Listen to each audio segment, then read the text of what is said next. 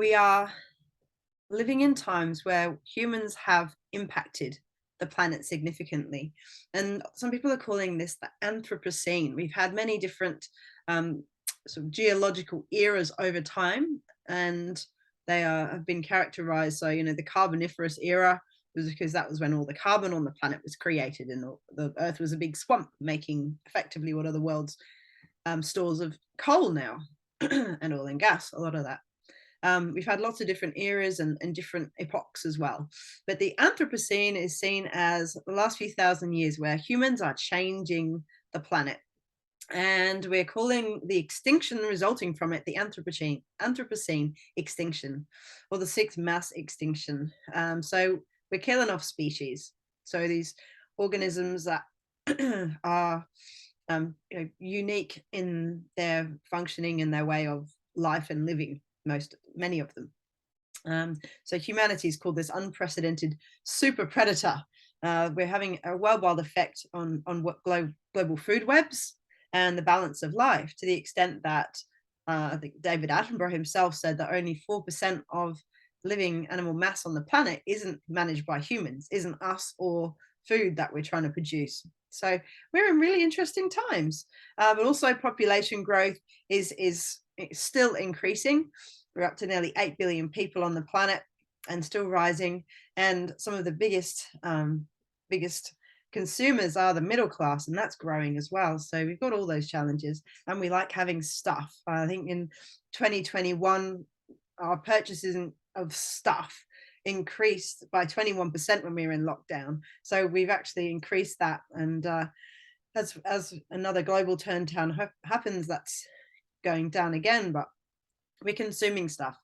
We're needing more food, and we're loving our macas and we love our meat, whatever that is. A lot of that's led to deforestation, in particular in the Amazon, that's being cleared for a lot of it for cattle. Not that I don't love cows or beef, I'm not picking on them, but that's a part of the puzzle as well. So humans, in fact, we are increasing in our numbers, as you can see. Just move myself around a bit there.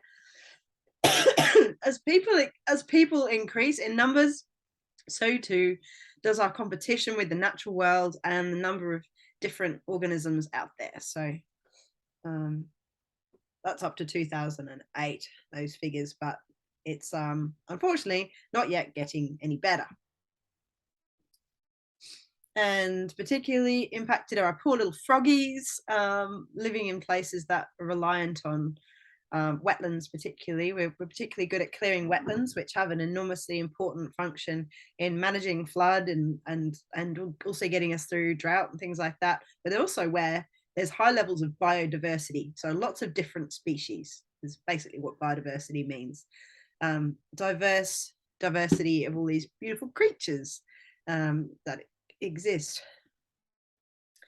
And there's a whole sort of categorization of those creatures and their level of danger that they're in. Excuse me. So they're extinct. There's no going back. Or is there? There's some interesting technologies there. Seen Jurassic Park, and I've seen some evidence of that potentially even becoming possible in some of the technologies that exist. Also, there's extinct in the wild. It only survives in cages, effectively, or cultivation. Critically endangered. It's on the way out. We need to take care of it. Endangered. It's not critically endangered, but it's on the way, very much on the way to extinction. We need to look over it. Vulnerable. Its habitat's decreasing. We need to be aware of that and recognize that its population may not be able to recover. And a lot of this comes down to the things that you will learn in ecology and its capacity to reproduce, its breeding area that it needs to find the right amount of basically genetic diversity in its own population. So there's not too much interbreeding. It's not a good thing.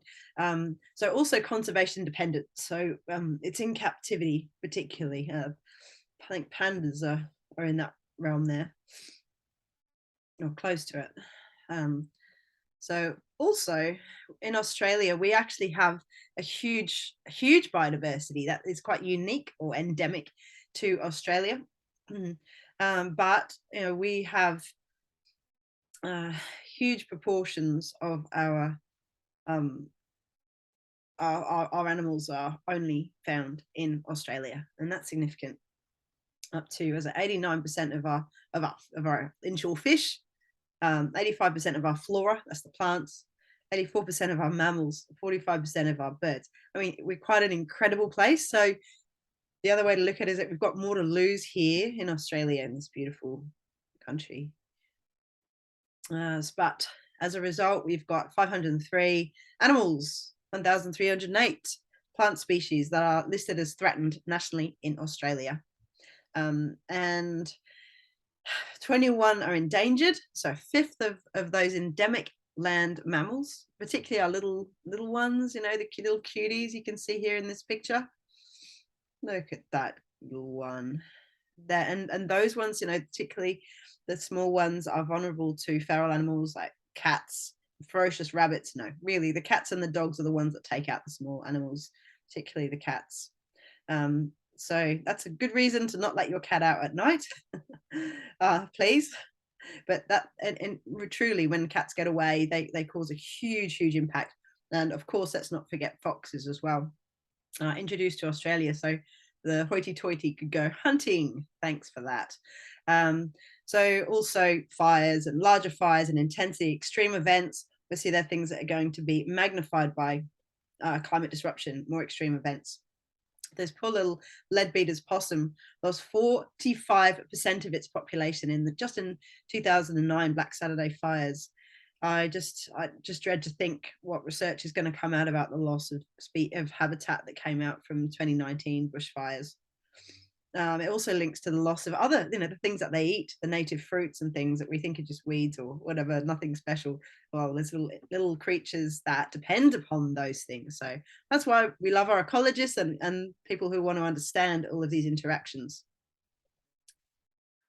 So we've lost 4 of our frogs. They've become extinct, never to come back. Or will they?